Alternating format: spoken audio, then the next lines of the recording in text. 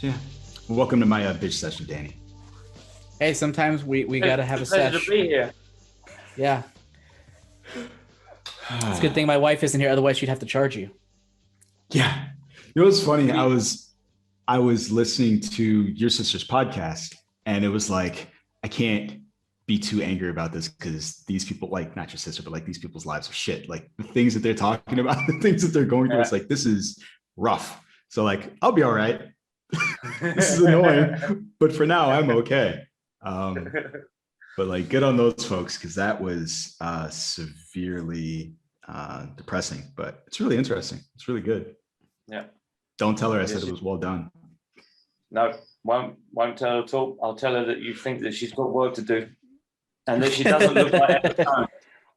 Do you think she looks like Emma Stone, Jonesy? Needs improvement. Wait, you think she looks like Emma Stone? Hold on, I need to look this person up. I don't think I've ever seen her. My sister, Katie Obery. Okay. If you're on Instagram, look at you. Oh, okay. Is she a voice actress? Yes. Yes, ma'am. Okay, I'm following her now. What am I looking for again? Oh, the podcast. Look, well, the podcast is the Grief Relief podcast. But if you got, she likes posting pictures of herself. Tell me if you think she looks like Emma Stone. Oh, I forgot that was the point of this. Does she look like Emma Stone? Based on the photo is the profile thing, no. No. Now Jam is like, there's no way that's your sister. No, I'm trying to do the glance thing where I look at it really quickly. Because if you look at it really quickly, I can kind of see someone maybe thinking. It really just looks like you're having a seizure. You know that, right? Keep doing that with your head. So no one could see it. You remember the scenes in RoboCop where he's like having the flashbacks of being shot and he's like in the chair. He's like doing this. That's you just now. That's what you're doing.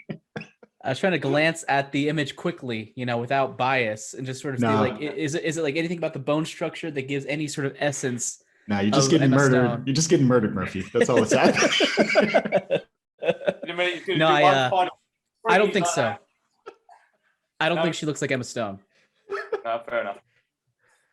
I think it's just the eyes, and maybe it's I don't know. Are you guys ready to talk about Cruella, who looks nothing like your sister? Yes, let's talk movie news and let's talk Cruella. Yeah. All that. I have so many things to say. So many things. I wish Nick was here. If only Nick were here. Like I said, you run him off. I ran him off apparently because I made my opinions of the movie very, very clear, and he made his opinions of the movie very clear. And I feel like we're, an unstoppable force meeting an immovable object in this whole thing. Knives out, baby. Yeah. So I wish this is a conversation that never would have happened, but I probably will bring in some of his criticisms into it, just from what I recall. And we'll see what kind of addressing we do here on the podcast. Okay. All right, let's do it. You guys ready? Ready on the left, ready on the right. Hello and welcome to Breaking Geek Radio, the podcast, the premier and flagship podcast of LRM Online. I'm your host, Brandon Jones, and this week we got Joseph Gemma Medinas and Danny K. Bartlett's in the studio. Nicholas Dahl will be back next week. On this week's show, I didn't say this. In 2 weeks. In 2 weeks, I'll be gone. In 2 weeks, just a heads up. Where are you going? Vacation. Okay. I mean, since we're doing that, I'll be gone next week. Vacation. Really? Oh, well, yeah, you're moving, huh? No, actual vacation. Oh, sweet. Where are you going? Yeah, I'm going to take one more ride. Going to Croatia. Awesome. Going to hang out on the beach. I'm going to a wedding of a friend back in Joshua Tree, California. Okay. Yeah. Can't wait. I prefer Croatia. I've never been to Croatia. I'm sure it's lovely. Yeah. No, it's just from the pictures. I don't know. I'm just fucking with you. I have no idea. I mean, it probably is. It was stunning. I mean, Joshua Tree is very familiar to me. Croatia would be a new experience. So if someone said Joshua Tree or Croatia, I'd probably go to Croatia. Just throwing that out there. So I have no dog in this race. Well, I'm fortunate enough to tell you that I've been to both places, and they're both beautiful in their own separate ways. But Croatia is gorgeous. But yeah, that's right. I win. No one's arguing with you. Doesn't matter. Yes, they are. Confirmed. I guess I'll be here next week, neither going to anywhere exciting except staying here talking to Nick about something. No, I just next week it'll. Next imagine- week won't it be the three of you? Next week it'll be the three of you, and then the following yeah, week. Jam said 2 weeks away. Sorry, yeah. Yeah, 2 weeks. 2 weeks. Yeah. Yeah, so we're just all. Yeah, so I don't know if In the Heights is a possibility with the Medium Popcorn podcast, guys. So sorry, we'll have to find another movie to talk about because In the Heights I think comes out the 11th, which would be. I mean, you guys could talk about it without me, but. Yeah, you know what sucks though is like you're the only like registered Latino here, so. That's true. That's a good point. I have my card and everything. Yeah, get your card, everything. So I feel like we need to. What am I the token white guy then? Is that what that is? Oh, right now you are, yeah. Oh, yeah. If Nick wasn't there, you would definitely be the token white guy. What's going on? It's so dark in here. Somebody turn on the light. This racism is killing me. Anyway, so we've got lots of things to talk about in this show. I don't know how I'm going to phrase this, but so Jammer, you weren't here last week, right? Me, you weren't. I don't know. You weren't. No, I was. No, you were. Oh, no. This is what I'm thinking. Jammer, you weren't here when we talked about the Warner Discovery deal. That's what is happening in my head. Yeah, that was the week before. Right. So we had some discussions. There was some speculation. We were like, hey, what are we going to call this thing? We're like, what is this thing called? And we're like, what the fuck if I know? We had no idea. And I don't remember, Danny, do you remember if anybody actually landed on the underwhelming title that we have actually landed on? I don't think we did. Well, maybe the dear listener can remind us. I don't think we did. I think we were way too imaginative and creative and fun. What names did you guys come up with? Because I didn't hear your. I don't even remember. Like, I think we did like Warner Media Discovery, or like we were trying to fit like HBO. Is what they should have done. Warner Media Discovery is what they should have named it. We should actually before we dig deep, talk about what the news is really quick, and then we'll dip back in, because as a listener, I would be annoyed if they're like, I don't know what you're talking about. Stop commenting on things that you didn't actually announce. Whatever. So here's the deal. So 2 weeks ago, we announced that there was a deal where Warner Brothers was going to merge with Discovery. And so they were going to become the latest superpower in the streaming wars.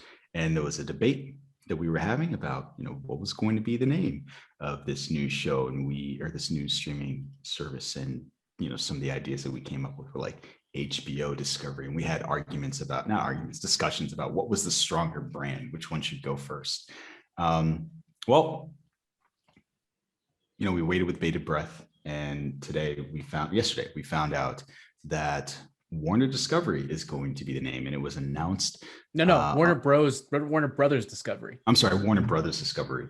And it was announced with an MS Paint style Life of Brian logo with a tagline, "The stuff of dreams are made of," which is a reference to the Maltese Falcon and also The Tempest by Shakespeare. So that's the name. What do you guys think? How do you feel about that? I think Warner Media Discovery is a stronger title, to be perfectly honest. But I do wonder how many people were like, oh, guys, this is their opportunity to reclaim the Warner Brothers thing, the thing that is like so steeped in history, the Warner Brothers name, and has like a lot of positive baggage. What's the word with that? I guess history is the best way of saying it. Cachet. And we want to make cachet, and we want to reclaim that. So Warner Brothers, okay. Kind of awkward, but whatever. And Discovery, it's kind of boring. And I didn't like the logo until I thought about it in black and white. And it looks way better in black and white because it looks like something out of like an old ass movie. Yeah. And I think that's what they're going for. Like, you just imagine like dun dun dun dun dun dun dun dun dun dun dun, and that logo. That's what I kind of imagine. And in that sense, I kind of get what they're going for, but in another sense, it's very lazy. The thing that I find funny about what you're saying is the old school Warner Brothers thing. The thing that I see in my head when you say that is the WB.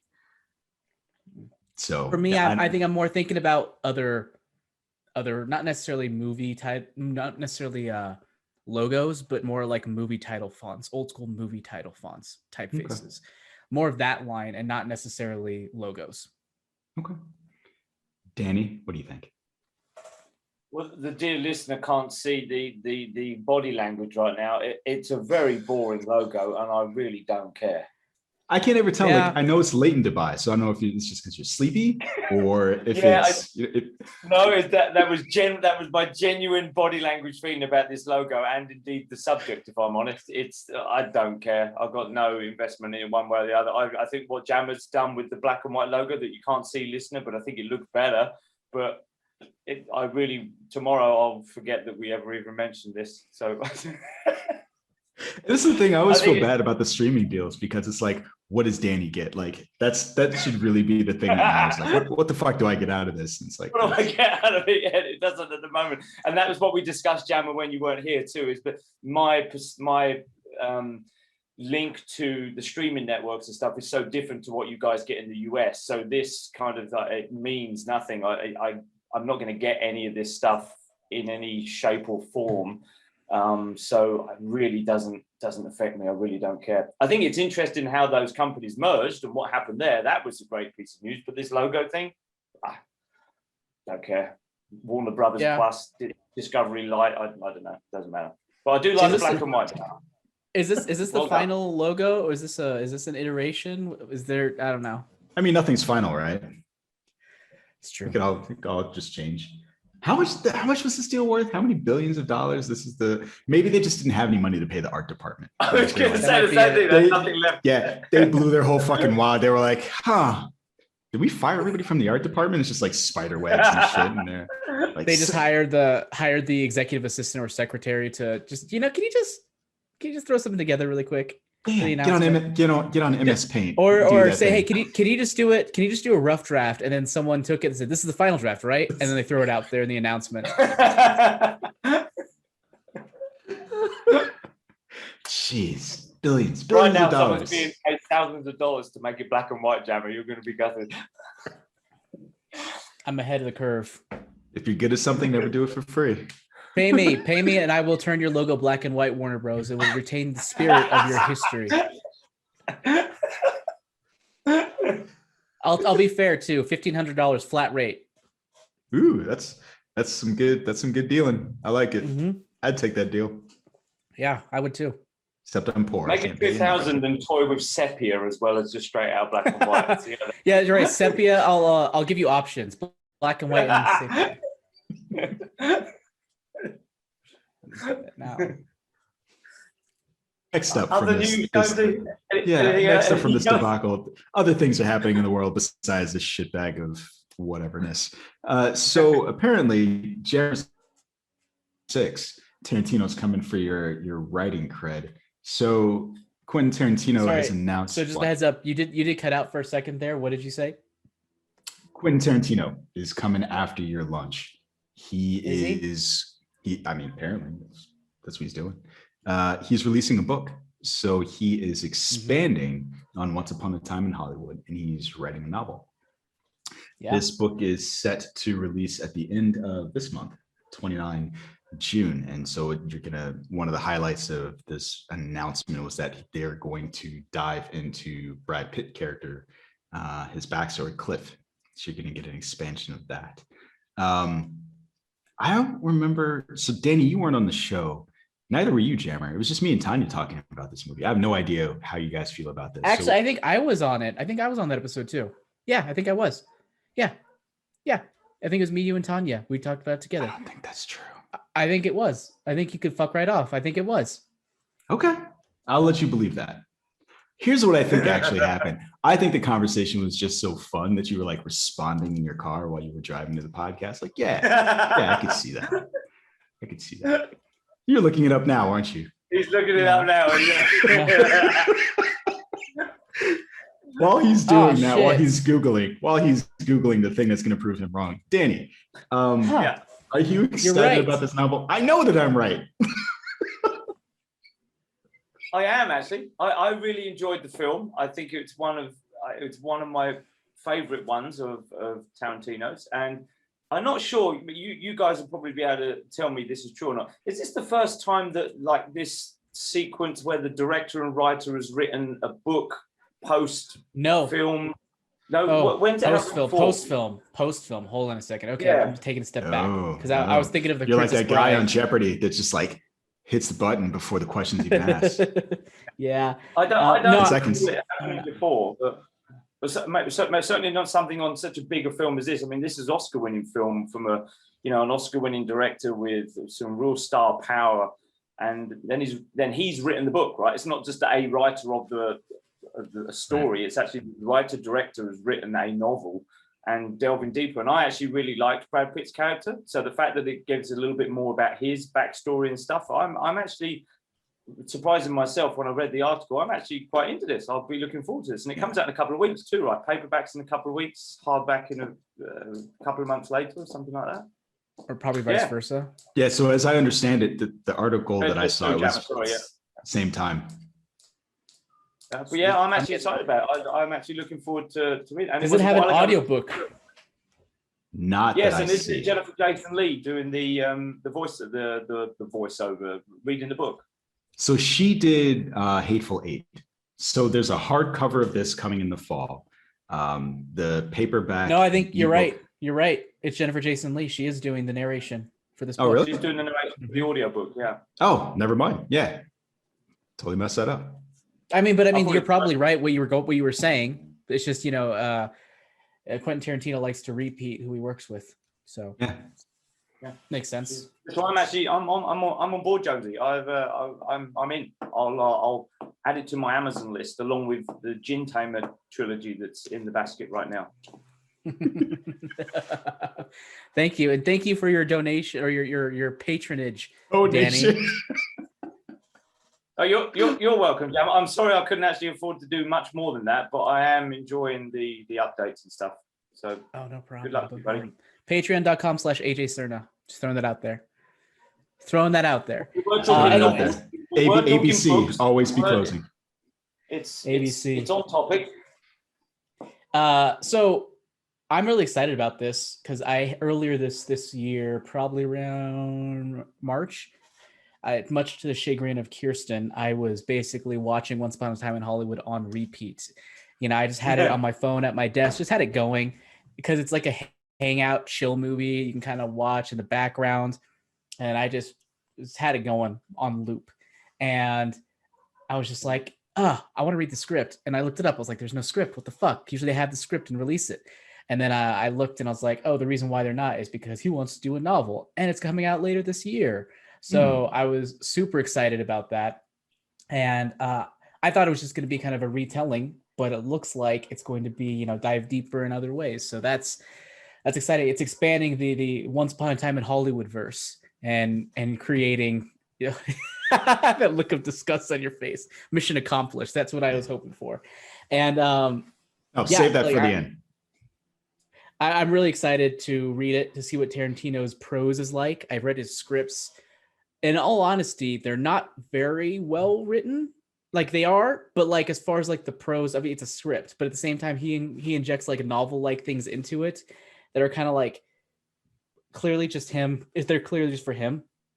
Notes for him to kind of get himself in the mood to like read the story or to steep himself in the story. So it's nothing that's meant to be read by like people. So I'm curious how that translates to Once Upon a Time in Hollywood's prose. Okay. So sorry, John, Jammer, as someone that's written novels and writing novels and stuff, how much of the kind of input does the editor have on that? Does it depend a lot on? Depends, like case by case basis. It is, right. So you kind of hoping that maybe the editor of choice reins him in a little bit and guides him down the novelization part rather than a script part, or you want to read it as he would do it, and you want to read the raw version. Give it to me raw. I mean, give him a copy edit. That's it. Give him a copy edit. Maybe throw in some suggestions about some phraseology, but other than that, let Tarantino be Tarantino. I'm not buying a Tarantino book to get a normal book. I'm getting a Tarantino book to get Tarantino unfiltered. What's a copy Tarantino Unchained? Copy edit is basically just typos. A line edit is basically going in there and making the lines work better on a I guess an aesthetic quote unquote level, or like just making it flow better and helping make Readability. imagery stronger and readability, just like all of the above, those types of things. And then developmental editing, which I think is probably what you talked about, where you're kind of inferring or implying a bit, is going in there and kind of helping him with restructuring and maybe figuring out, does the character arc work here? Does it work there? Blah, blah, blah. And if not, how can you fix it? That's like really in-depth stuff. I don't want them touching Tarantino on that front, because he didn't have freaking character arcs in Once Upon a Time in Hollywood, so it doesn't really matter. Like, that's not what we go to a Tarantino movie for. We go there just to kind of like hang out with the characters and be kind of blown away by weird novel film bullshit. So I'm expecting that from this book. Yeah, and I would hope that too. I was interested in your take on it as an author yourself. Yeah, I'm pretty hands off with that stuff. I'm pretty liberal, loosey-goosey with my opinions. They kind of go all over the place, as much to like the annoyance of someone like Nick Dahl, who was just like, no, you have to be consistent. I'm like, no, I don't. Consistency is overrated. I don't know. There was this guy in Once Upon a Time in Hollywood. I think his name was Bruce Lee. He said, be like water, right? So like, that's your thing. Be like water. Be like water, sting like a bee. Like that's the saying, right? That is a saying. That itself is not a saying until you just said it, but yeah. It is a saying, which not only is it a good saying that I'm going to steal going forward, it's also a great segue to our next story. So yeah, look at Jammer setting shit up and knocking it out. So Jonathan Majors from Lovecraft Country is going to be, he's in talks to be in Creed 3. So I don't know if you all know this, or I think we've talked about it in the past, but Creed 3 is going to be Michael B. Jordan's directorial debut. And it's coming out November of next year. So Jonathan Majors, you've seen him in Lovecraft Country, Five Bloods. He's also going to be Kang the Conqueror in the upcoming Ant-Man and the Wasp: Quantumania. So his star is rising. And I'm given the things that I've seen him in, I'm pretty excited to see him in a fight. The Creed movies, I love the Rocky franchise as well as the Creed movies. So I'm really looking forward to this. Curious what you gents think about it. Danny, you're the pugilist of the bunch. I'll ask for your opinion first. Creed, I loved. Creed 2, not so much. So I'm a little bit, I don't think nervous is the word, but I'm not as highly anticipating of this next film, regardless of who's in it. And I believe Michael B. Jordan is directing too, right? So it's all a bit up in the air. I just didn't enjoy Creed 2 as much as I enjoyed Creed 1, and I hope it's not a downward dip now with these films. And Stallone's not appearing in the movie either, from what I gather. Not that he was the big driving force behind the previous two films, but he was certainly a character within them. So yeah, I'm not holding out yet. I'll wait to hear more news on this one at the moment. It's not something that is on my radar too brightly. It's going to be a weird question, but how many times have you watched Creed 2? Just the once. So I saw it in theaters and I was not impressed with it. And then I watched it again. And while I wasn't impressed with it, I did appreciate it more. Okay. And while I definitely Why is that? What was about it the second? So where I think that the first one shows real artistry in the fights, like Ryan Coogler injected it with like these single take fight scenes and they just look amazing. The sequel has just really hard hitting, bone crunching fights, and you feel it. I felt it just a little bit more. Right. And so it was fun and it was interesting. I do think on the story level, it wasn't as good, but in terms of the fights and getting there, I was still into it. But it took definitely two viewings. Okay, that's fair. I liked Creed 2. I only seen it once though. So here's the thing: is like I like Creed 2 a lot. I watched it and I was like, oh, this is really fucking good. But I never have felt the need to go back and revisit it because it's a slow burn movie. There's a lot of like building up towards that first fight, and then he loses, and then him basically whining for about half a movie, and then him building himself up. But the thing is, he's whining, but he's doing it in a where I'm like, I get it. This guy is this means a lot to him. Like, it's passionate about it. Like, I could feel his passion and his anger. It's like, it's like an athlete. Athletes, they get emotional when they lose, and like you kind of feel it on that level. And but it's so much of a slow burn that I'm like, do I want to revisit it? Not really, but I appreciate it for what it was. I would appreciate the fact that they let it be the slow burn movie that it was, and we didn't go in the Rocky direction where each one got like progressively less indie film and more just sort of silly and just sort of set piecey. This one felt like it delved deeper into the character and actually gave him an arc, and I think that was great. Yeah, I'm really curious. As much as it's going to be a subject of conversation when we talk about this week's film, the whole need and want for certain sequels, prequels, remakes, etc. I don't remember Creed 2 ending in, like I say, it's not that I didn't enjoy the film, just not as much as number one, but I don't remember it feeling like there was anywhere to go. Obviously, there's always somewhere to go with these type of films, but I don't remember there being a way of, I wonder what's next in this one, or have I just not remembered it because I've only seen it the once, Jonesy? No, I think you're right. Yeah. So we don't know what's going to happen in the next one. Yeah. I think you're right about not having an obvious place to go. Doesn't mean they can't. It doesn't mean that they can't. I definitely remember when I saw that he was fighting Drago's son in the second one. I was like, well, that's a bit cash grabby, isn't it? And I still walked away feeling satiated by the movie. And so I'm hoping that they're able to go somewhere. Like, boxing movies are hard, right? Because at some point you build to this thing, this fight, and like that's what it is. But as Jeremy was saying, it seems like this series has done a good job of letting you just sit with the characters, and that's what it's going to be about. And so for me, I'm hoping that they're able to just tap into what is it about Adonis and Tessa Thompson and his daughter and his mother that makes them gel. And I think it probably will go somewhere like that, because part of the storyline was that Tessa Thompson's character was losing her hearing. And so there's probably, if they do it right, there will probably be some of that. And just him grappling with being a father, dealing with what's happening with Tessa Thompson and her having to deal with that, plus having a kid and all that stuff. And I'm curious, if Rocky's not in the movie, is he going to die?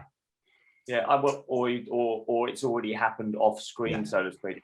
I'd be curious. I mean, just when you were talking about that, I'm thinking now with the second film, the whole, and Jamie, you touched on this, when an athlete loses, it's really hard, not because their athletic mind always help most of the time gets them through it and they come back stronger, but it's the loss of identity when you lose a match or a game or a free throw or whatever it is. When there's a loss, it's who am I now, because I'm the world champion boxer. Now without this, I'm fucking no one. It's not true, obviously, and eventually they dig themselves out of it. So this third film, you're talking about the illness, for want of a better word, of his wife, and then his newborn son. And maybe if he's lost Rocky, his father figure, his mentor, maybe the fight is all going to be resting around, I don't want to lose, as in I don't want to go. I've got too much responsibility out of the ring to put myself at risk in the ring. And maybe it's about how he juggles those two things, his identity as a fighter and his identity as a caring husband, loving father, and obviously loving son too. So maybe that's the arc they'll go, because I don't think that wasn't done with any of the Rocky films, that kind of struggle. It was always an adversary, like you said, that was bigger, stronger. It was like an end of level boss, right? That just got a bit tougher to beat each time. So I think they tried that in Rocky V when Mick died, but it was just so cartoony at that point that you lost the thread. And that was a shame. They kind of did some of that in Rocky Balboa.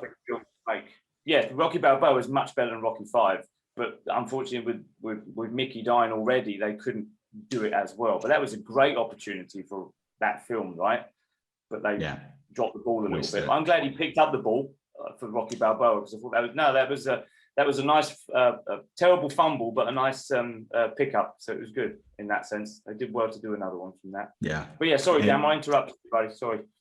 Did you? I don't remember what I was talking about. I don't think you did. No, I think you just said Rocky Balboa. They did better. Oh yeah, that's all I was saying. Rocky Balboa did good. Did like that better than any of the Rockies since Rocky 2, probably. Yeah. Yeah. Oh yeah, it was good. And like the arc with his son. And so what I'm hoping with this is that I think that Jonathan Majors is a really good dramatic actor. And in Lovecraft Country, he was already pretty jacked. So I'm really looking forward to seeing what he would do opposite Michael B. Jordan. I think it'd be really good. So looking forward Probably fight him. Sorry, I don't know. I feel like sorry. That wasn't even a funny joke, but whatever. Made me laugh. That's all that matters. That's the point. So yeah, we're talking about Rocky. We're talking about legacies. Let's talk about Jupiter's legacy. It's gone. We're all Jupiter done. has no legacy. Jupiter I haven't even has no seen it legacy. yet. I fucking haven't even seen it yet. Don't worry about it. Don't bother. Yeah, that was what the conversation was. Do you remember? Should I bother watching this or not? And then it was kind of like, yeah. And now it's, Sounds like that was everybody else too. I stopped watching it after I think the second episode, maybe the third. And then after the podcast, I was like, yeah, I'm not going to go back to that show. As did the rest of the world. So if you haven't heard the news, Miller World's Jupiter's Legacy has been sort of canceled by Netflix. And I think that's kind of the interesting thing about it. So Netflix bought Miller World in 2017. It paid about $30 million for it. And so this is just a bunch of properties and things of that nature. Yeah, wow. That they have access to their own superhero universe that they were going to build on. And Jupiter's Legacy was the first. It was kind of like mediocre. I think generally we agree that it was mediocre, tripe. And what I think is interesting. I don't like that word. I feel bad. Trite. That's a rough word. That's like some film school word that people use, and it makes it sound like more boring than maybe it is. I don't think it was. I mean, tripe. Oh, he said tripe. Yeah, tripe. That's what I thought he said. Tripe. That is what I said. Okay, I thought you said it was trite, which I mean it kind of is whatever. It's tripe, trite. I put them all on the same level. I was just gonna let you go on and then say like I didn't say that. Oh, sorry, right, Jonesy. Tripe feels also harsh. I will say. Like I think it's this the show itself. I didn't like it, but I'm like throwing some smart words at it, like tripe. It just seems. It seems like salt in the wound.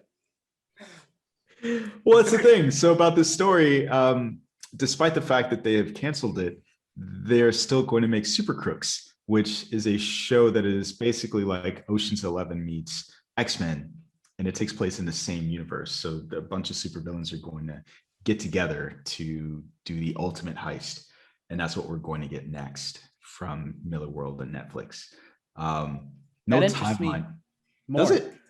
It does. The reason why is because I think I've had enough of them of deconstructing superhero movies. And if I'm going to watch a deconstruction of a superhero movie, I'd rather watch it deconstruct within the actual universe itself. Like I'd rather see DC do it or Marvel do it. I don't want to see some off-brand, versions of them and then deconstruct it that way. I think I've just gotten over that. Like I'm at this point where I'm like, do I really want more superheroes outside of the big two? I don't think so. So if you're going to do that, do something different with it. Don't just deconstruct. Make it into something that's potentially fun and unique. And but here's the thing. You're describing is basically Suicide Squad. Yeah, you're right.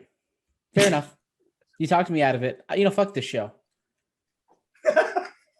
It's tripe. It's tripe. It's trite. It's tripe.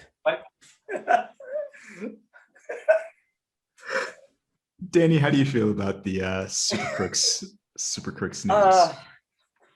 It's difficult. I'm not familiar with that property in comic book form at all. So unfortunately, based on this current, I've even forgotten what it's fucking called now. What are we talking about? Jupiter's Legacy. That's it. Well, Jupiter's Legacy. If it's like this, which hasn't exactly been received wonderfully well, then I guess I'm not excited. But I refer to you guys. Should I be? Was the comic book of this kind of thing? Certainly in the write-up about it being a group of bad guys getting together and pulling off this heist, it certainly sounded more interesting and wasn't a run-of-the-mill superhero story. So like Jan was saying, that certainly sounds more interesting. But is it in the comic book form? What was it? Is it? Jonesy's not I don't sure. think I Jammer? don't think any of us. No, I'm not a Miller World dude, or a Mark Miller person. But like I will say, like just at a premise level, it sounds more interesting to me. Even if we've had Suicide Squad, we've had one Suicide Squad movie, and then maybe Guardians of the Galaxy, if you want to count them on the same level. I can have more of them. I can have more movies like that. Give me more bad guys doing things that you want to succeed. I'll go with that. You think they should have a league of their own? Yes. Yes, they should. I agree with you. I think that generally the premise does sound more interesting, but given what I've seen of Jupiter's Legacy's universe, I don't know that I care. And some of it was the execution, right? It wasn't the universe itself, because the broader questions that the universe was talking about, I was more interested in. It was just the execution. And unsurprisingly, we're talking about me here. It was the kids that got on my nerves the most. And the wigs that are on par with every Woody Harrelson wig out there. Goddamn. Really bad. Goddamn. Yeah. Let there be carnage indeed. Is that a segue it's too? Actually, is it? No, it's not. No, but No. I will say, Woody Harrelson's wig in Let There Be Carnage looks better than it did in Venom, and it looks better than it did in Hunger Games. So were you here for this? We talked about that. Were you here for this? We did. We talked about. Okay. Yeah. It was like the first thing he said. Like, oh yeah, it's 11 billion times better. Yeah, pretty much. But yeah, speaking of Woody Harrelson, what? No, go for it. Segue it up. Gonna do it. I'm gonna make it. I can make it. Given that we were talking about Woody Harrelson, who was in Solo, I don't know if you guys have seen that there was. See if I can chain all these fuckers together. So Solo is getting a sequel in comic book form. The first issue is out today. It's called Star Wars War of the Bounty Hunters. And so this is a sequel to Solo in the sense that Kiara, who is a new character for... Kira? Yeah. I like Q-IRA. I like mine better. This is why you're here. I need you here for these names. So... Are you filling in for Nick Dahl today? I don't know. My name is Jonesy. I'm filling in for Nick Dahl. We needed you a couple of weeks ago, Jammer, for Shang-Chi, Shang-Li, Chong. Oh yeah, that was a rough one. We must have got about 5 different versions of that name. Oh my god. It's Shang-Chi. Shang-Chi. That's it. Shang-Chi.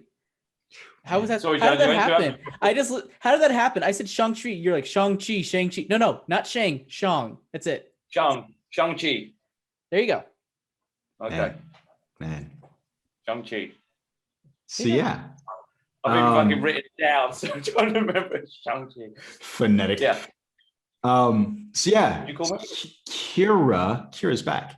And so this is going to be a sequel to Solo in that sense.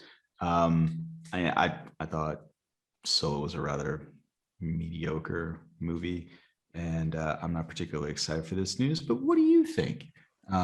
Jammer? I mean, I would be up for it, but I don't think I'm going to read the comics. I'm not a huge fan of the Star Wars comics in general. Nothing particularly wrong with them. They're just not my cup of tea. They're not how I like to ingest the Star Wars mythos. I would prefer to do that in movie form and maybe in book form on some occasions, but relatively rarely there even. So I agree that I'd be interested in revisiting, but I don't think I will want to in comic form. So I like the idea of it, but I'm not gonna do it. That's exactly what I was about to say. I like the idea more than I like this, because I think we were just talking about the idea of like, if you're not going to make the sequel or whatever, just give me the script, right? Like I just want to see what happens. Tell me what you think happens. So this isn't a movie. Like I don't give a fuck about these. If I wanted to know more, I would have gotten it. Like for example, if they had done this for Justice League Snyder Cut, or if they do this for Justice Leagues 2 and 3, I'll get those comics. Yep. But I guess I wasn't. While I enjoyed Solo at the time, I was like, yeah, sure, that was fine. Like I don't have I have some problems with it, but I'm not like, I'm not like Jonesy here rolling his eyes and shaking his head. I thought I was like, yeah, whatever. But I'm not as invested enough to want to go into comic book form. Okay. Danny. Yeah, I'm pretty much on the same page as Jammers. The Star Wars comics were never really something that I went into and enjoyed so much. It was always either the films, obviously, or the books, the expanded X expanded universe, etc. It was more the book form, and I think that's because I felt you just got more of a story, right? You got more time and spread out, and I just preferred reading about these things. So yeah, nice to know what might happen in the future of those characters, but I'm not interested in the comic book form of that story, sadly. You know what's funny? Here's what I don't feel bad for, but I think it's funny. The folks who are just like canon nerds, I feel like Disney is going to make this comic book. They're going to say that it's canon. People are going to be really into it. And if it becomes popular, then they'll just say, you know what, we'll make a solo. And then they'll just tell you that it's not canon anymore. And just make it. And then people just be pissed and lose their minds. So Probably. I'm looking forward to that eventuality. Like I really want that to happen. Just out of principle. Well, I guess my beef with people who are really upset about the expanded universe stuff is that that's just comic books generally. Yeah, it's just comic books, right? And people who have read comic books have always lived with this idea that the comic books are not canon to movies. And just because someone told you that a book was and that it's not any longer does not then take away the enjoyment that you had for the book as you read it at the time. And that I remember that argument later today, but continue. I know where you're going with that, and I have a way to distinguish. Okay. But here we go. So yeah, put a pin in that. Yeah, we'll put a pin in that one. Yeah, I just think it's a weird and interesting thing. So, but it'll be interesting. We'll see. Anything else on this? Yeah.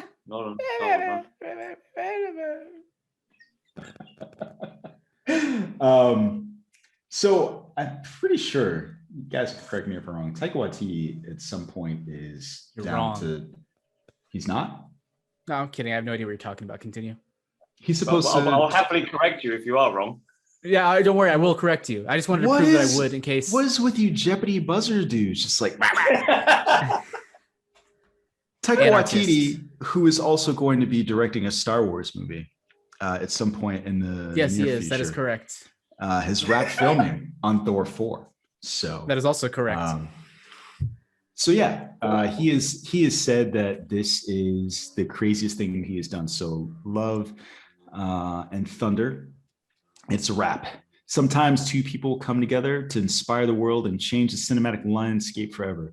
And then there's me and Chris Hemsworth, who are too cool to care about anything except making this movie that brings people absolute joy. Okay, I don't look cool. I know that.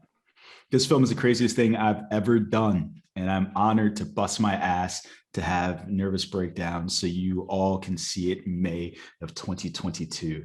I find this statement to be completely crazy for a guy who cosplayed as an imaginary Hitler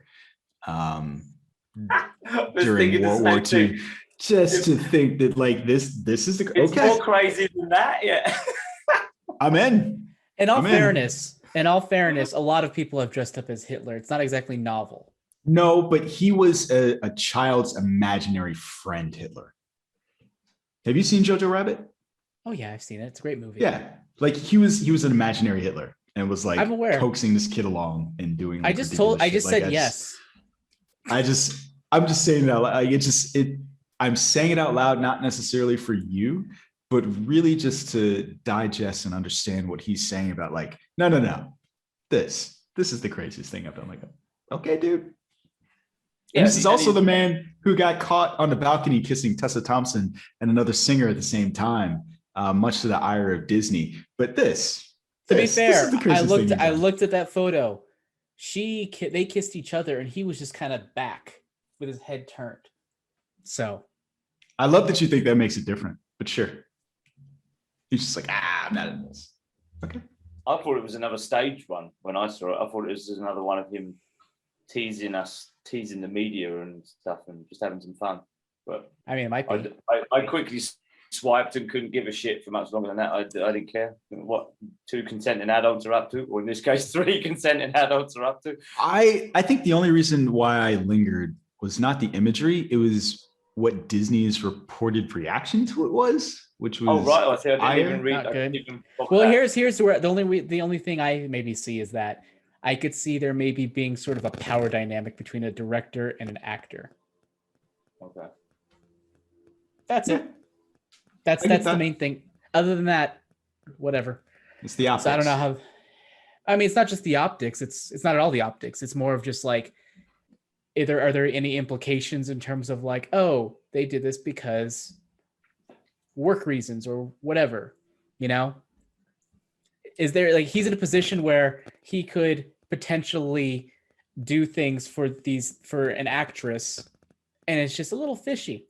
So it's a little weird. It's like making out with somebody else's wife and then your boss. Maybe. Because Taika Waititi is basically Tessa Thompson's boss, right? Yes. I thought you said wife. Wife and boss?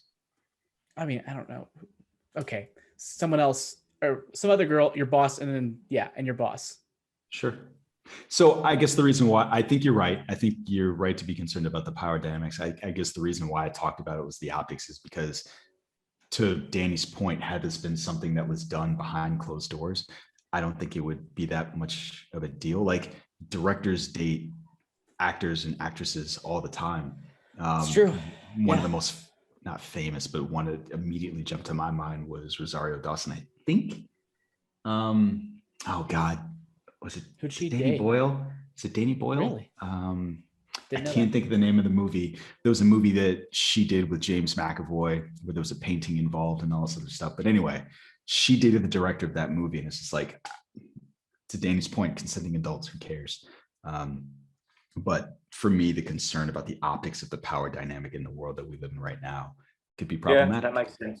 That makes sense. We are totally what? Yeah, no, go no. Let's guide it back to the wrap of the main thing. Thor. Yeah. So I was just gonna say, what do you guys think, given what we've seen of Thor Ragnarok from Taika Waititi as well? What is it that could make this that much crazier? I just think he's been going to be given even more of a free rein to do what he wants with color and characters and situations and things. I think it's just going to be. I don't think it's going to be that much more. I don't think it's going to be completely over top so it doesn't fit within the MCU. I just think he's just going to be given, hey, go and have fun with it. Go and do what you would do. There's got to be one or two links to the rest of what's going on in Phase 4, but have fun with it. So I'm just expecting crazy characters, more color, and more humor in that sense. I don't think it's going to be completely batshit crazy, Clockwork Orange, like mumbo jumbo nonsense. I think it's still going to be some sort of control to it, but I just think he's going to be having fun, and I think that's going to shine. Probably, it's going to be a fun film. Okay. I don't see it being mental, but yeah, and I'm super excited about it too. So I think we could certainly do with that right now. We could certainly do with a film that is just a whole shit ton of fun and family friendly nonsense that is tied to the MCU and brings us back into it, and excited for the films that then come after it, or just before it, obviously. But yeah, I'm excited about it. I think it's great. I'm not worried about it at all. I'm not worried about it being too crazy. Okay. I think that's just him selling it. Yep. Jammer, same question. What is it that you think could be crazier about? Like, what are you expecting? Is there anything that you think, based on his statement, of what that could possibly mean? A ridiculous amount of improv to the point where it's just like stupid and silly, and maybe halfway doesn't make sense, but we're going to go with it because why not? Probably like the same things that Lucasfilm were concerned about when they fired Phil Lord and Chris Miller about making Solo too goofy and too weird, too off character. And then them just saying like, fuck it, we're going to do our own thing. Yeah. I'd say probably along those lines. Super goofiness, like Thor Ragnarok dialed up an extra couple of notches, maybe. Yeah. Okay. Yeah, I agree. Yeah, I can see that. Yeah, and I think there was space in Ragnarok to turn it up from 8 to 10. I just hope they don't go to 11, right? But they can certainly go from 8 to 10. But why wouldn't you just make 11 10? Well, because 11, Jonesy, because it's 11. It's more than 10. It's more than 10. Yeah. Duh. Come on. Sounds weird. Yeah, but that's because you've hardly had any sleep. Everything sounds weird. It's true. I thought that was a joke. Wasn't that a joke? The guy said like, hey. It was a joke. What? Yeah, we ran with it. We ran with it. We played with you in that joke, and you fucking didn't notice it because you're too sleepy. I am sleepy. I am sleepy. Wake up, Jonesy. I'm sleepies. I need coffee. Wake up. Actually, I don't need coffee. It's like 9 o'clock here. I need no coffee now. So on from the MCU to the Sony. What did Sony call it? They have a name for this thing now. Yeah, Sony's universe of Marvel characters. Sure, whatever. We'll move to their shit show of stuff. So Sounds like the same Sony's person that did the Warner Discovery logo made that name up. same dude. They Sorry, make sorry. so much more money Sony, than us. the Sony Pictures universe of Marvel characters. Fucking hell. Worlds of DC, Sony, like what? I can't even repeat that. Anyway, Jammer, just say it again, but say it in black and white. It'll be so much better. Fuck, I got rid of the tab. Fuck, what is it called? The Sony Pictures universe of Marvel characters. It immediately sounds better. you know what Sony's universe is?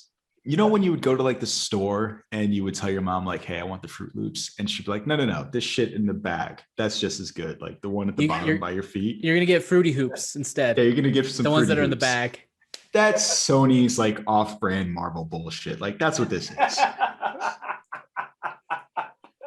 Just sorry. Sorry, not sorry. That's what it is. Anyway, the news coming out of this place. I just hate Venom so much. Aaron Taylor Johnson of MCU fame has been cast as Kraven the Hunter. So his film is going to be coming out, I think, 2023. We have some, January 23rd, 23. And we had some, I guess, could you call Boss Logic fan art at this point? Or is he just like, he's just the man? Like, yeah, I mean, the thing is, here's the thing. The dirty secret of all artists, they all do fan art. Like even the most legit of fan art, legit artists out there who are creating AAA blockbuster shit, fucking will turn around and draw a picture of Gravity Falls fan art or some shit. Whatever. It's just that's what they all do. So it's all fan art. Yes. So yes, he does fan art. Okay. So apparently Aaron Taylor Johnson was in a film with with Brad Pitt. I think it's called Bullet Train, and the folks saw that and were like, "Hey, that guy could be a good Kraven the Hunter." And apparently, they hadn't even seen or did not recognize him as being Quicksilver from the MCU. Oh God! Which I well, find, to be fair, yes. Here's the deal: Aaron Taylor What's Johnson, he's super plain looking. I never recognize him in any movie that he's in. Nothing I think against he's handsome. him. No, I didn't say he was bad looking. I just said he was unrecognizable in every role that he does. You said plain. I don't mean plain as in like your unattractive sense. I mean plain as in like you're generic. I see. He's literally like I had a hard time saying he would fit him. in with this Fruito's universe. Maybe, but I had a hard time knowing who he was in Godzilla because he looked like Soldier B. Wait, you know what's funny about that? He was in Tenet, right? That's how I felt about him in Tenet. I was like, is that him? And I was like, I guess it is. So yeah, it's kind of exciting. Kraven Hunter has a Russian accent, so I guess we're getting a Sokovian accent coming back. Danny, how do you feel about this news? Yeah, it wouldn't have been my first choice. He wouldn't be my first choice. Who would be your first choice? Not him. I'm gonna play Jammer's role here, or not play Jammer's role. Just to feed him off what Jammer said about him. He's completely generic and I don't recognize him in roles. Maybe that's what's going to make him this great choice, because we're just going to be completely blown away that he actually looks like Kraven the Hunter or acts like we expect Kraven the Hunter to act. So maybe I should go on the other side of the fence and go, hey, let's give him a chance. I'll wait till the movie comes out. But it wouldn't be my first. That's a good argument though, because he's so plain, he could just blend into whatever role he does. I'm gonna probably forget by the time I see the movie that it's him, and I'll just be like, "Who the fuck is that?" It's Kraven. Soldier B. Who's that dude wearing why is Soldier B wearing a lion? What the fuck's going on? I look up Soldier B on IMDb. It's like, what the fuck? Where is he? I don't see it anymore. I will say I am very sad for and this is my turn to butcher his name. I don't know how to say his name. Stefan Kapachik, the guy who plays the guy who plays Colossus in the Deadpool movies. I know Oh. he really wanted to play Kraven the Hunter. Alas, he will not be playing Kraven the Hunter. I mean, isn't that a lot of people though? A lot of people are like, hey, I want to Sure, play I this mean, person yeah. and I'll get that person. So I you mean, just yeah. you just happen to know his name. I don't feel bad. Sure. For him. That's fair. Okay, And only barely know his name. Yeah, right. I knew what it was. I know it had a C with like a little loop-de-loo above it, and then an I, and then a C with an accent over it. Was it a loop-de-loo? No. Is it a loop-de-loo? No, I think it might be. It's a Fruito. Yeah, it's a symbol I don't know the name for. All right. You guys ready to move on? Yep. Let's do it. So, back to the Fruit Loops side of the universe. The MCU. So Denai Guerrera has confirmed that it will be back in the Black Panther spinoff series that's hitting Disney Plus at some point in our lifetimes. Which should be exciting. I enjoyed her character; she's super fun. Me too. There isn't really a lot to grab onto for this story. I'm not entirely sure why I included it, but I guess it's exciting just to know that continuity will be there. And I think I know why. The way I feel about this will probably be impacted by how I feel about Black Panther 2. So my level of excitement will raise or lower based on what I see happen in Black Panther 2. So that's why I'm kind of I am hesitant on this news, even though I like her a lot. So, yep. Daniel, what you think?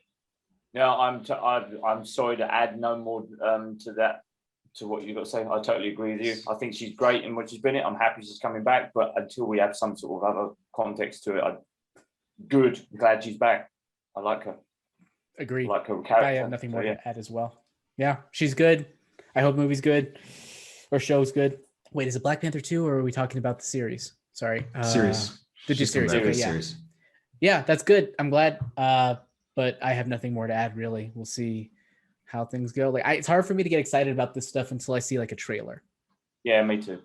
It's also just ethereal or fluid, as it were. Fluid like a jammer's opinion. Okay, I can dig it. And you're talking about yourself in the third person now. Mm-hmm. Yeah. That's the thing. I'm that influential.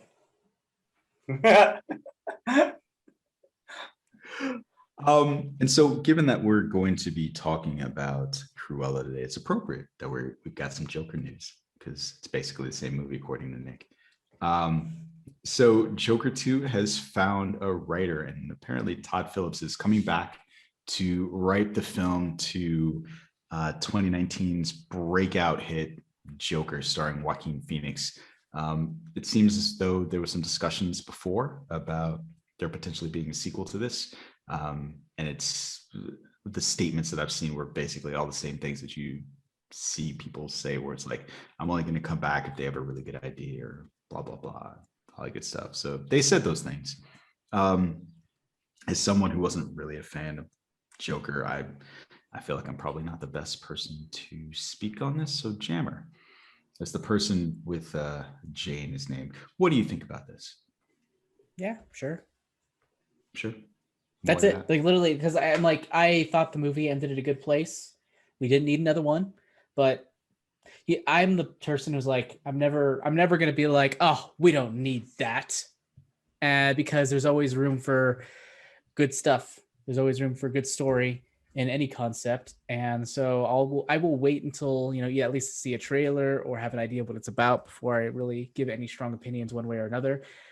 I will say regardless of what you think of Joker, I think Todd Phillips is a talented filmmaker. I'll just go back and watch The Hangover and realize how good of a mystery movie that is. The first one. Go with the first Hangover and realize how great of a mystery movie that is and how well crafted it is. And then it's like, oh yeah. 2 and 3? He did, but I'm talking about the first one. Okay. I see. The second and third ones don't negate the first one. I didn't say that they did. What's the matter? You implied it. I'm just asking questions. I'm just asking questions. And War Dogs. Fucking lawyer. Interesting. I can't do the Tucker Carlson face because I always laugh. I can't. I'm just asking questions. There you go. Good job. You did do the tongue. That was actually really uncanny. Good job.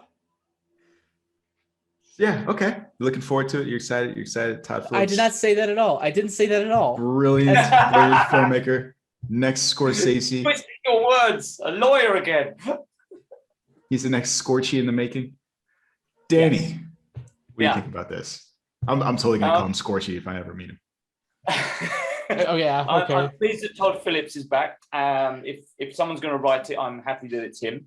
And it also depends on if young Mr. Phoenix is going to be happy with it too, because I don't believe he's ever done a sequel of anything, has he?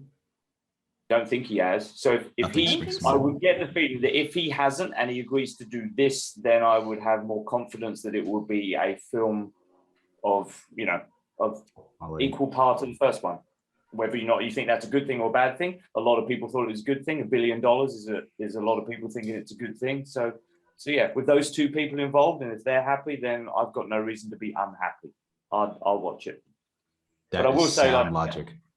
I didn't feel the need to watch it again. I found it's quite hard. Right? I mean, I'm not comparing it in any way but you guys have obviously seen it. But a film like Saving Private Ryan, such a great film, but I don't really feel like I need to go through that again. That journey again. So Joker was a bit like that for me. That was good. That was impressive. Whew.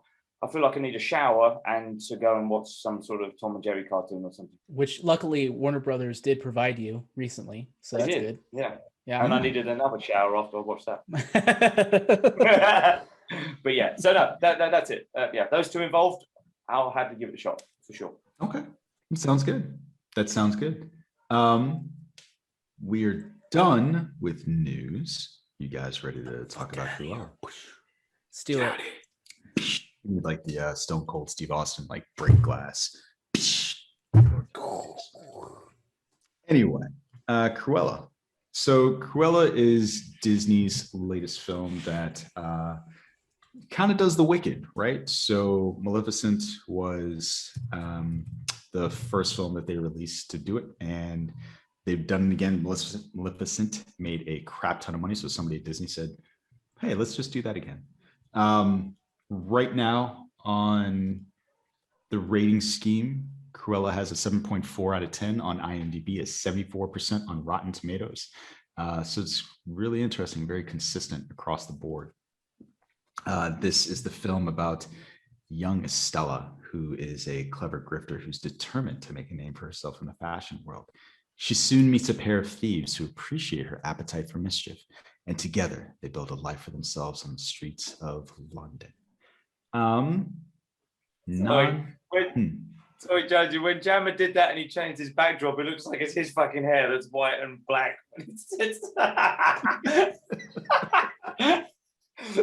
So, sorry, listener. Joseph Jammer Medina has just changed his backdrop to a picture of Cruella, but all we can see is the hair, and it seems to be coming out of Jammer's head. Which is funny because when he does that, strangely enough, he looked a bit like Beetlejuice. I was thinking Bram Stoker's Dracula. Yes, with the big beehive bun thing. Yeah, you gotta do like the clap. I don't drink wine. Actually, it's weird. I like that movie. I shouldn't, but I do. I think it's because I saw it young. Bram Stoker's Dracula? Do they? Hell yeah. Really? Huh. Yeah. It's like a pop culture classic, even if it's not an amazing movie. Interesting. Okay. Francis Ford Coppola, right? Yeah, fucking Gary Oldman chewing up the scenery. Keanu Reeves chewing up the British accent. So good. So good. I'm going to watch that this weekend. I love that movie. Anyway, sorry. See, that's how you can tell I don't want to talk about this movie. I'm already moving on. Danny, non-spoiler impressions of this film. I wish I can't remember what I put in the Slack, but I thought it was great. I thought it was beautiful. I thought it was confusing. It had boring moments. I was left wondering what the fuck, but ultimately I enjoyed it. A very divisive movie for just one person to watch. I'm so confused by this film in good ways and bad ways. That's my short Twitterverse review of this film. Just gonna vomited that up on the screen, huh? Okay. Jammer. What do you think? I thought this movie was a lot of fun. I was surprised how much it managed to get me to care about Cruella and Jasper and Horace and all those characters, and to kind of get me on her side and just be really engrossed in this weird little Roald Dahl-esque world they created. So I overall really thought it was fun. It was the first movie on Disney Plus that I paid for the premiere rate, that I didn't regret. Okay. Okay, I'm sorry. I thought there was more to that. Okay, all right. No. All right. I thought it was fine. I think I'm just below those ratings, so I don't tend to do points. So when I say point, I mean like 0.5s. So I would give it a 7 out of 10. I think it's Fair. enjoyable at times. I just think it's too damn long. And Also fair. I know what you were getting at before, Jammer, about being wed to the original thing and whatever. And Hold on. Do we want to being wed to the original thing? What do you mean? Having some feeling about the original 101 Dalmatians that makes me feel a certain. Do you want to?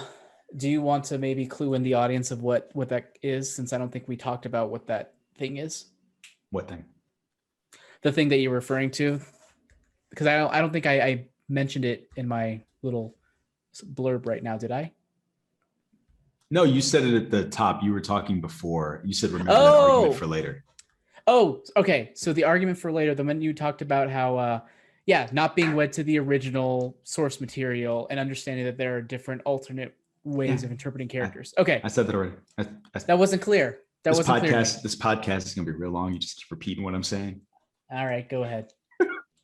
So, yeah, I, as someone who grew up with the original property, one of the questions that I did find myself struggling with was like, who is this for? And it's not for kids. My kids bolted from the room 30 minutes in, if not less. So it's for me, I guess.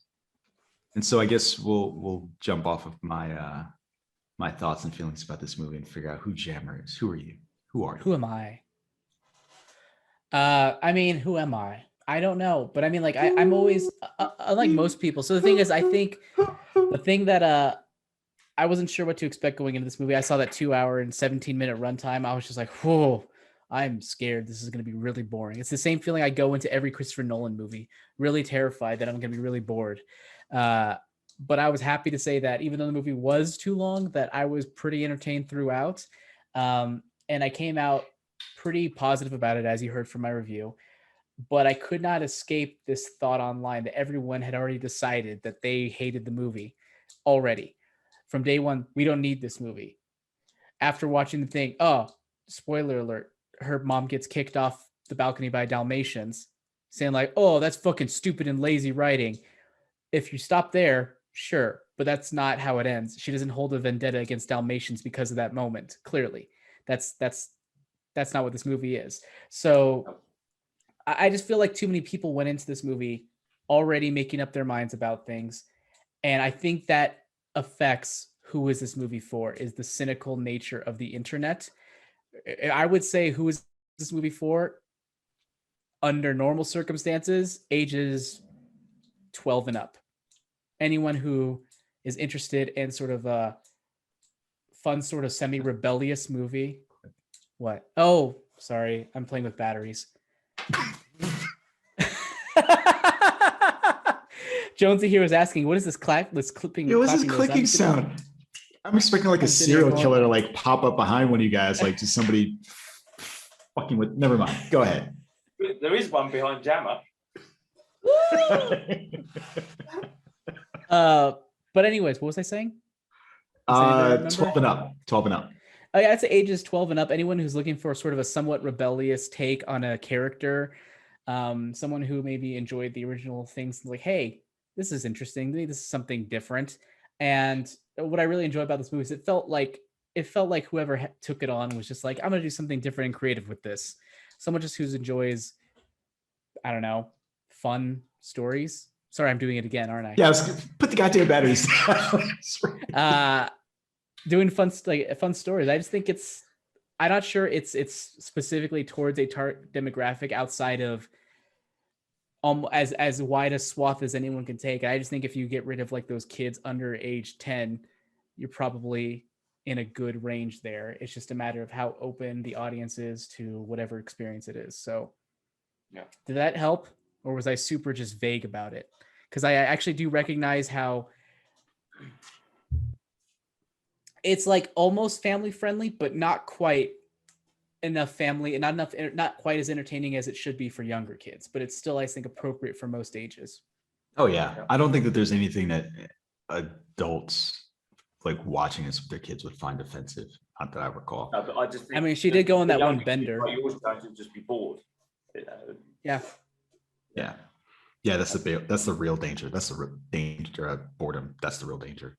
That comes from the perspective of a parent, though. You're like, oh, my kid's gonna be bored and they're gonna run off.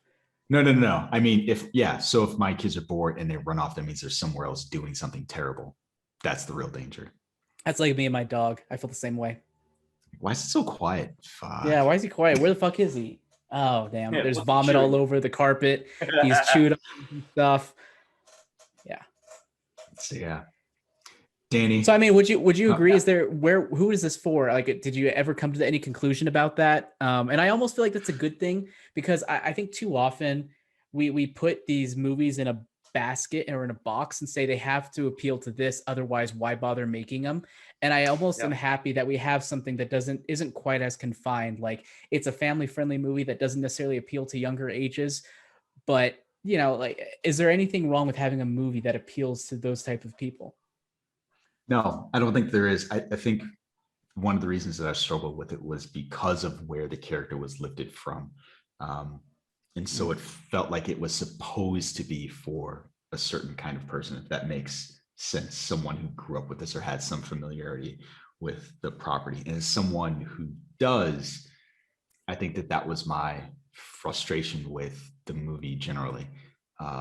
She's a different character. She's not that person. And that's the part that bothered me about it. And from a cynical point of view, if you're going to make the person that different, I don't understand why it has to be that person. And this is coming from someone that didn't enjoy Maleficent. I didn't enjoy Maleficent either. I thought it was terrible. Yeah. But I mean, I think in answer to your question, I think the easy answer is money. Yeah. Disney was like, hey, we'll do this for money. But then And someone that's the came in and cynical says, part. someone says, oh, I have an idea to make it different. And then they do something and create what I think is a pretty good movie. And I appreciate that they were able to take that cynical cash grab and turn it into something that I thought was relatively fun and managed to get me to care about this character to the point where by halfway through, I was just like, I really hope she doesn't become that person at the end. I don't want her to be that. I was then really why even worried have it she be would. Cruella? Who cares? Who cares? Yeah, Why have it be Cruella? I think that's the thing. And so that's the Here's part the that thing. I don't care that much. I grew up watching 101 Dalmatians. I love it. It's one of my favorite movies growing up. But at the end of the day, I don't care if you change the core of Cruella. She's not fucking Darth Vader. She's not like somebody who I'm really invested in who she is as a human being. She is a character that is sort of like just a part of pop culture. You could do whatever the fuck you want with her, and that's fine. Like, Yeah. You're not changing a like someone with a lot of nuance there. It's not that you're changing someone with a lot of nuance. I think the appeal to her character and the appeal to Maleficent's character is that they were just pure unadulterated evil. And there's a guilty that does pleasure not appeal about- to me. It does to me. And so Yeah. for me, that's the thing that I enjoyed watching about that character. And so I'm going to Nick Doll it and shoot my own argument in the foot and just say, like, the weird thing though is I do really enjoy Wicked. And so there's a part of me, I think what you touched on about the money aspect of it is really the part where I feel very cynical about it. Everything though, every creative project out there, almost every creative project was predicated on someone being like, I can make money off of that. And then someone in there going like, well, sure, but I also have this idea. Maybe we can help each other out. I make a movie that I want to make. You get some money. Hey. And then filmmaking is born. So like, I just don't think that's just Hollywood. That's making art. That's making commercial art. That's just the way it is. So I guess I'm not as bothered by that as some people are. You said something before that I wanted to touch on. What the heck was it? Notes. So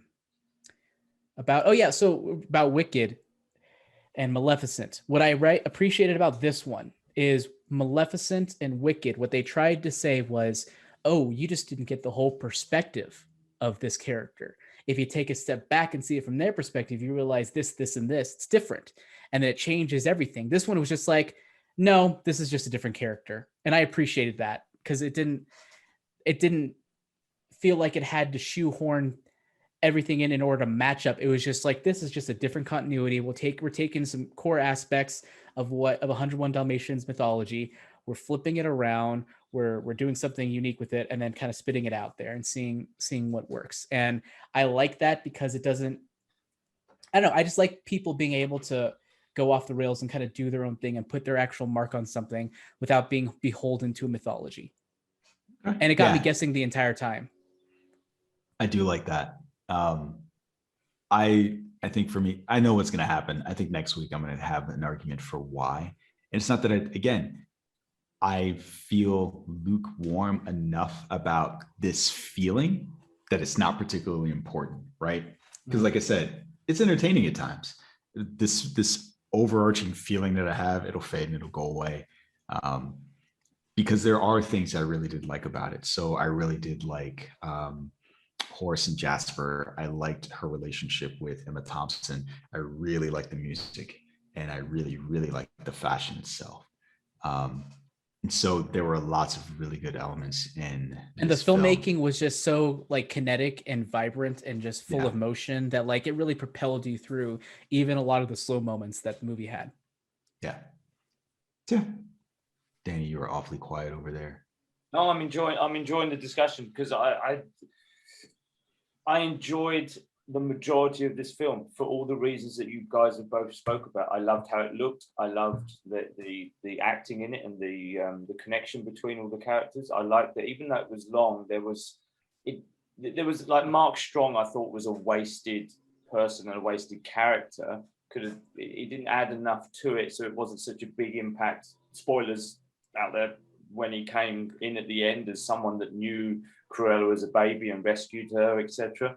So there was a few downbeats for me, but overall I really enjoyed it. Something I'll run past you guys. How would you feel? It's that Disney logo above the Cruella name, right? It's giving that impression that that's where it's going to be family friendly because it's got the House of Mouse logo on top of it. I'm guessing that's a little bit. The marketing, the first trailer, I didn't find the first trailer very entertaining, so that kind of made it a little bit difficult to know who this is for. But what do you guys feel about this actually being a film about a person growing up in a different situation and eventually going through that whole story arc and someone saying, well, this could fit with one of our villainesses, Cruella, and the two met together. So someone already had this idea. Basically a Die Hard movie. Yes, so stolen from birth and grew up in a good household with a good mum, and she ended up fighting between good and evil, etc. And someone at Disney or somewhere, that could actually be a Cruella origin story, hence the two mixing together. Because I thought that was really good. I loved that. I thought she ended up slowly being a bitch, like you were saying, Jammer. Don't want her to be this way. Please grow up to be someone good, because you seem to be a really nice person, but we all know where she was headed. And I liked that journey. I thought she did a really good job of shit. She went there. She's now a bitch. But she didn't. But she didn't. Yeah, she pulled it back. And I think that's part of the thing that I didn't like about it. That's what I liked about it. Treat Jasper and Horace like shit. I don't think so. I think she apologized. She apologized. Did she? I think she did. That was what happened at the bottom of the second act when she nearly died, and they came. She's like, I'm sorry, yo. They visit Mark Strong's house, and she basically apologized and said that she wasn't, and she assured over and over again she wasn't going to kill this lady. She promised, and she didn't. Like everything, she helped her. I guess I didn't buy that was her. I bought that as Cruella telling them what they wanted to hear, not Estella. Oh. I did not. I think she managed to sort of balance sort of her darker side along with her more human side. Was able to sort of tap into both this is what I need to be in order to get somewhere and be ambitious, but this is still part of who I am as a human being. And there's a way where the two can actually coexist in a way that's relatively healthy, a way that isn't self-destructive. And you could say that there's a lot more to her story before she becomes the Cruella that we know from the original film, right? There's a few more years left in that. I don't think Does so. she even actually have to, I don't even think she will become that I don't person. think she'll never become that person. I agree. Because, I mean, she freaking, first of all, we need to talk about the most disturbing aspect of this movie. Pongo and Perdita are related. Yeah, so. That's it. And they fuck, and they create 15 puppies. That's crazy. That's not cool. I don't like that. How do you know they're related? Because the one of the 3 Dalmatians was pregnant at the very end. Yeah, but how do you know those 3 are related? There might just be 3 Dalmatians. Because there was 3 Dalmatians, one of them became pregnant. Then the implication is that from the offspring, Cruella gave one to Roger and gave one to Anita, Pongo, Perdita. How do you know that? So you are connecting it to the because what do you mean? How I know that? What? I think it's the implication based on the storytelling. No. But so Danny says, "Hey, is that where she's going to go?" And you're like, "I don't think that's the person that she's going to become." Why are you doing? Why am I assuming that Pongo and Perdita going to be fucking? Why are you shoehorning the canon of the movie, the previous movie, into this? You don't know that that's what's going to happen. My point is that Pongo and Perdita are now related, so if they fuck, it's disturbing. That's all I'm saying. But you don't know that that's going to happen. That's true. I don't. I mean, they had Roger and Anita in this movie. You don't know that they will ever actually meet. That's true. We don't. And again, they don't meet.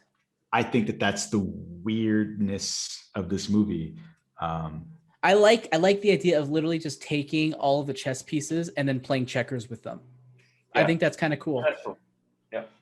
Like you don't need to play chess every single time. Sometimes you can just say, you know what, fuck it. I'm going to make my own game. I'm going to play checkers, except one of them's going to look like Cruella. One of them's going to look like Pongo. One of them's going to look like Horace and Jasper together. And then you just have fun with it. I think that's how things stay fresh, is by taking things that we know and then just sort of flipping them on their head or shaking them around in a box and doing something different with them. That's what I liked about this, is it wasn't beholden to the canon and it was allowed to sort of breathe and do its own thing in its own way. So maybe the movie's not perfect, but I just think I felt creatively energized and entertained while watching it. Yeah, sure. Yeah, I'm 100% with you on that. Yeah, for sure. It looked beautiful. Jonesy, about the music, because I think we agree the music. Jamie, you like the music too? Because you happy with the choice of music, given the era that it was in, the era that it was in? I mean, I can understand the argument that they were like lazy choices, but at the same time, I thought there was too much. Oh, that's Nick's argument. I'm like, wait, who said that? That's Nick's argument. So I mean, here's the thing. I'm like, every scene had a new song, but over the course of the movie, I think that eased off a little bit, and I think overall it seemed to work all right. It did just seem to be every time there was a scene, there was a different song. Yeah, it worked for me on an emotional level, but the brain level was like, do I like this? Like, am I gonna think like, oh, it's lazy? And then I was like, why is it lazy? Because I recognize all the songs. Is that why it's lazy? Well, it's like Zombie at the end of Army of the Dead. That's the argument. Sure.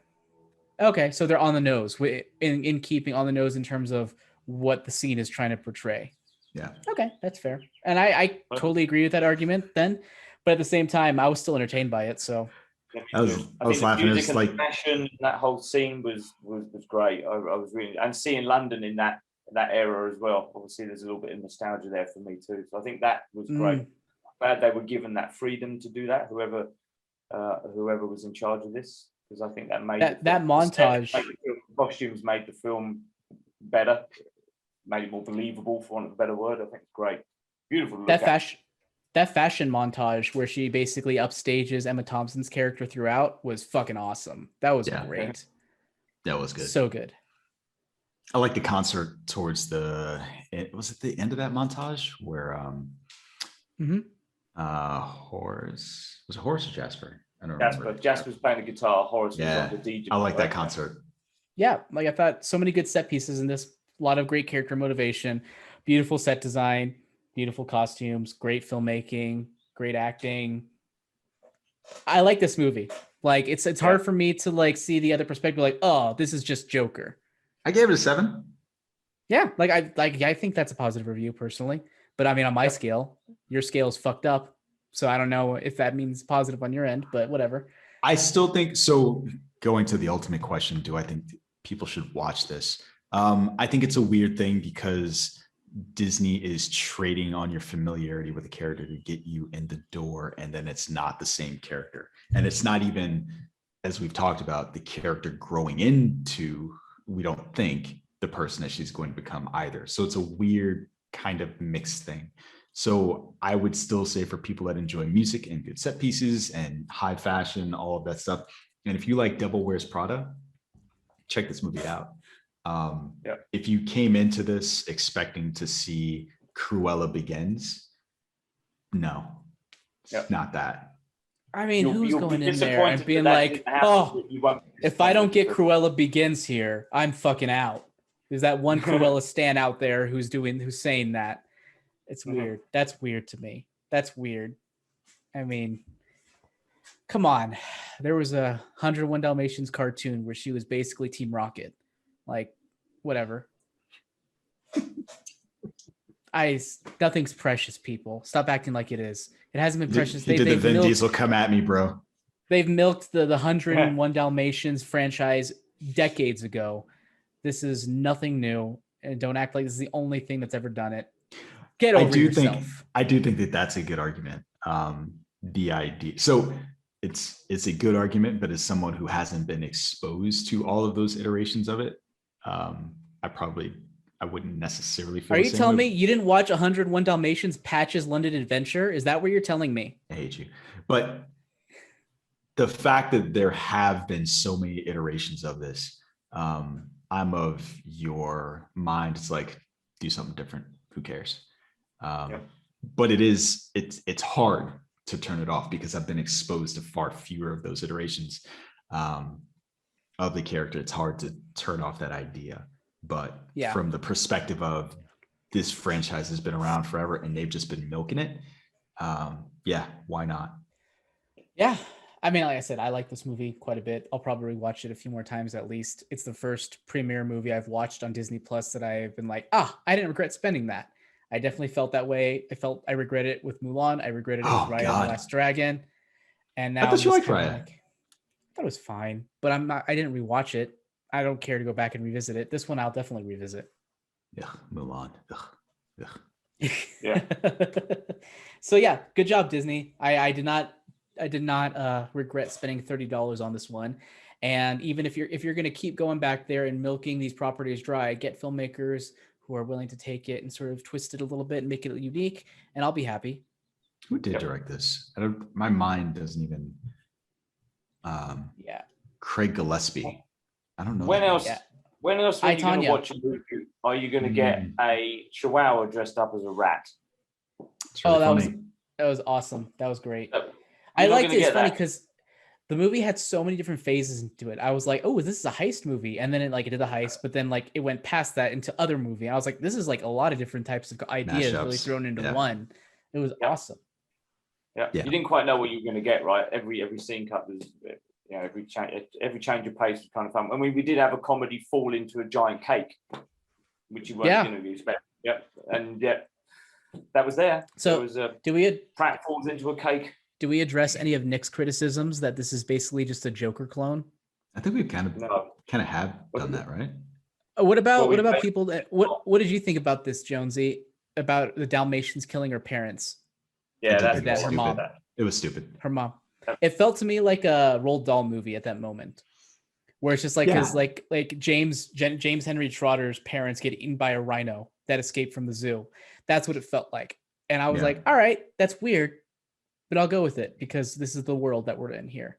Yeah, I did not like it. It did strike me as, I don't want to say lazy writing, but it was just stupid and it was silly. I feel like I would have to watch this again with new eyes to not be as bothered by it. But I do think that your analogy is accurate. So like the witches or some other kind of thing, like this felt like it could exist in that universe.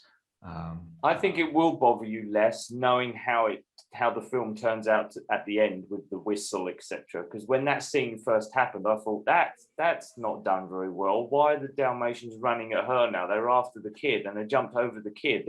They're dumb dogs. What's going on? That was silly. And then when you then see what happens later, you realize, well, that's not exactly what happened. The dogs were then given a new target. That's why they jumped over. So it's still a bit odd that that's what's happened, but it made a bit more sense in the essence of the movie that that's what happened. And I will say, go, Jack. the movie was long, and I know when Nick was watching it, he watched the first 20 minutes of her past, and then he was like, I know 20 minutes that could be cut, after the Dalmatians got killed. I'm like, that's like the foundation of the entire movie, dude. That's like, I don't know about that. And one thing I will also give credit to this movie. This is the first movie featuring Dalmatians that shows Dalmatians for the fucking monsters they really are. Those things are very hyper, potentially violent dogs and have gotten a pass in free media because of the movie 101 Dalmatians. And now we get to see just how ferocious and over the top hyper they are. Like when they were destroying the couch in her house, like they were eating it all up, and I was just like, yeah, that's accurate portrayal. When there's a slow motion of them snapping their fangs, accurate portrayal of Dalmatians. Not to say that they're bad dogs. I'm just saying. Do they also like football? What? Do they also like football? Yeah, obviously. Okay. Yeah, they also very much like football. But yeah, I just love that Dalmatians are finally being accurately portrayed in media. Okay. A wrong righted. Just because people like football or dogs like football doesn't make them bad, Jammer. Okay. And when I say football, I mean soccer. Soccer. Do you guys do you have anything else to say about this movie? Anything else? Danny, obviously you would I was gonna say. I would recommend it. I would recommend it for the same reasons Jammer said earlier. I would recommend it if you want to see something that is an original take upon characters that you're familiar with, but don't expect them to be the same characters that you've seen before. Okay. Yeah, I definitely. All right. Well, I think that's it. You guys want to keep going? Do you want to do Who Watches? We haven't done Who Watches in a very long time. We could also shut it down. We shut it down. Let's shut it down. Shut it down. Can I do Who Watches? Can I do Who Watches? Do it. It's not even like a real. Are you watching anything at the moment? Please tell us what you're watching at the moment. It's not even like a real Who Watches. It's an excitement. I want to circle it back to a conversation that Jammer and I were having a very long time ago about the programs on Apple TV and me being pissed at Apple because they were not making their application ubiquitous enough. So now, as of 2 days ago, they put the Apple TV app on all Android devices. And I was like, holy shit, there's no reason for me to buy anything else. So I've had an NVIDIA Shield for years, and I think it's the best streaming box that I've ever owned. I think it's one of the best consumer purchases that I've ever owned. And with the advent of Apple TV Plus now being on that system, like I'm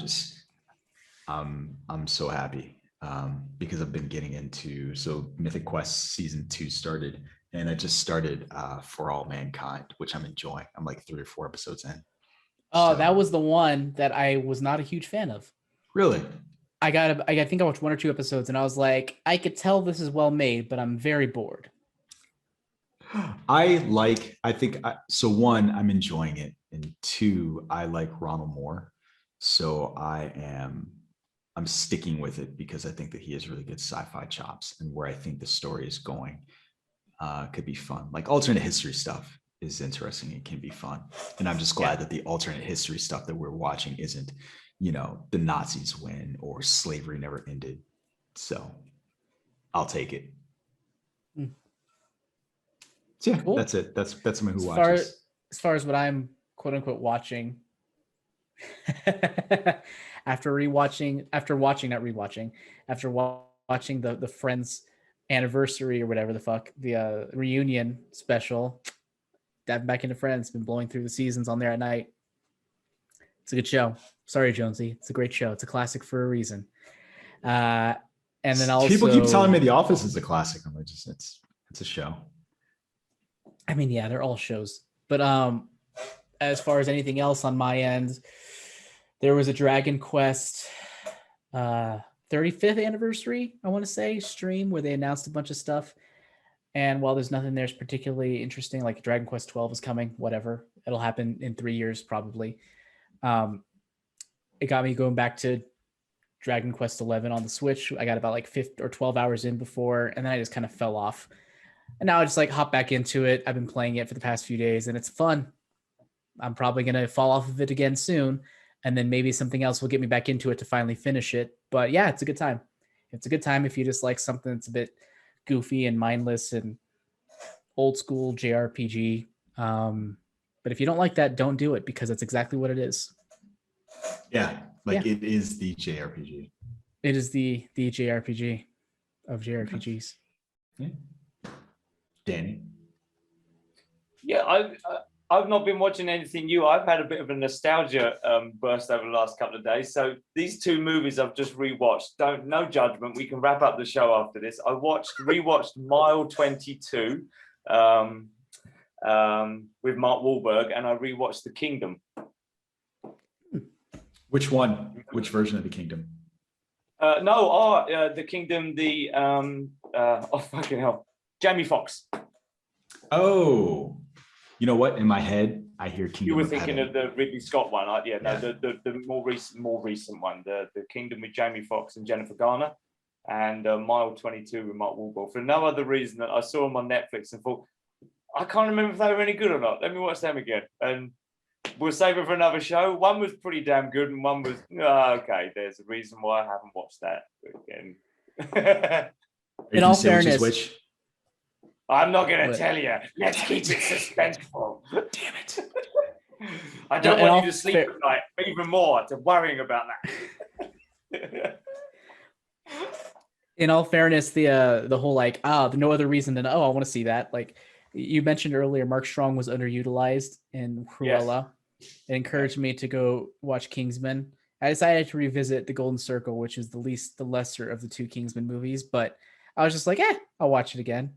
That movie is actually better than I remembered it being, the second one. Yeah, it got a lot of hate when it first came out. I don't remember being as bad as all the hate for it. No, I mean, it's not as good as the first. The first one was really good, though. Like, I thought the first one was amazing. And then the second one wasn't nearly as good. But it's still like every single time I watch it, I'm just kind of like, that's actually more entertaining than I thought it was going to be. Like, there was just weird stuff in there. Like, let's bring Harry back to life for no reason. Let's stick this tracker in this girl's vagina for no reason. Like, there was just weird stuff that happened in that movie. Interesting story on that. Do you know that Joel Edgerton, not Joel Edgerton, Taron Egerton, put that in there? Yeah, it was her boyfriend that eventually did that scene. Yeah, you know why? Because it probably shouldn't have been in the movie. That was exactly why he didn't want to do it, but the director said that's got to be done. Let's get the boyfriend to come in. There you go. Why did it have to be done? End the show with a hand down the panties story. I think it would have been funnier if he just ended up sticking the finger up her nose. That would have been more funny. Well, I would have liked that. I actually would have liked that. Oh, I'm disappointed. Stop saying like that, Jam. All I can see is Cruella's hair sticking out of your head. It's such a perfect shot. I want to get a good shot of that. So, dear listener, if you like what you heard, do all the socials. Like, rate, comment, subscribe, share. We definitely appreciate it. Also, LRM Online has other great programs for your listening and reading pleasure. Where else? On LRMonline.com. We also have a Discord, so come tell us what you think of Cruella or any of the news that we've talked about on the show today. Jammer, where can you be found? You can find me on Twitter at Jam the Writer, and all of my books under the name AJ Cerna on Amazon and Audible. And if you want to support me, go to patreon.com/AJ Cerna, where you can get all sorts of fun updates and exclusives about upcoming stories that I will. What about swag? Can I get swag? There in the world. Get any swag? Get any Patreon swag? No swag. Fuck. No swag. Fine. Sorry. Fine. We do get early access. We get Patreon early access to content from Jammer. To content, but not swag. I want swag. I view that as swag. I view that as no swag is like getting a shirt or like a freaking little booklet or like a fucking bookmark or something. Or like a little trinket, a pewter little tchotchkes. Yeah. Tchotchkes. Yeah. Oh, so we're Yeah. getting that stuff, are we? Great. Anyway, No, you I'm can saying find we're not me getting on that. Twitter. That's great, Jam. I expect that in the post. Danny K. Bartlett on Twitter. Thanks for that, Jam. I look forward to receiving all of what you just said in the post very soon, or I cancel my Patreon.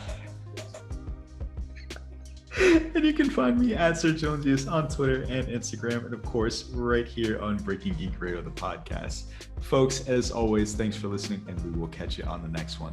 Hasta lasagna. Mission Silence. accomplished. Jesus Christ.